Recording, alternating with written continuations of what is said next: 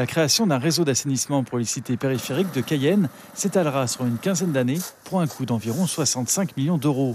La première phase est en cours dans le secteur de Myrza. Elle couvre 11 rues et impasses et va mettre peu à peu fin à une pollution continuelle.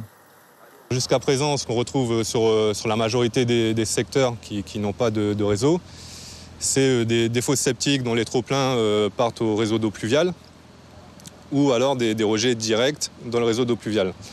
Bon, ce qui amène forcément des nuisances olfactives, des pollutions environnementales et des risques d'insalubrité, vu qu'après, on a beaucoup de réseaux d'eau pluviale qui sont des fossés à ciel ouvert et donc qui est à la vue de tout le monde et au contact.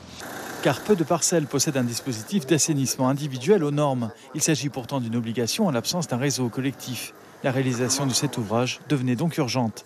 120 parcelles vont être desservies grâce à cette première tranche qui sera achevée fin novembre. Les propriétaires auront 2 ans pour s'y raccorder.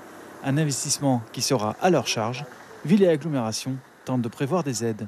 Les montants vont se situer entre 1 500 et 3 000 euros. Ça dépend du positionnement du regard qui sera chez eux. Et donc, nous allons réfléchir, nous, Ville de Cayenne, voir si on pourra accompagner. Je sais pas, on va chercher des financements, puisque on le sait, aujourd'hui, la situation sociale est difficile en Guyane, notamment à Cayenne. Et donc, je crois qu'en ma qualité de maire, je me dois de trouver des financements pour accompagner chaque citoyen lambda. Une fois ces raccordements réalisés, les eaux usées seront dirigées vers la station d'épuration Leblon.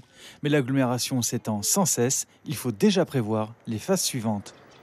Nous avons fait la première partie de cette station pour 60 000 équivalents habitants. Et nous devons passer à 90 000.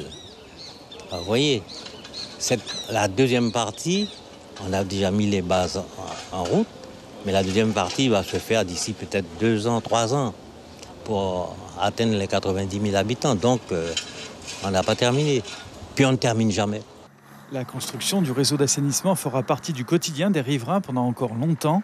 En attendant, la communauté d'agglomération promet de limiter les nuisances liées au chantier.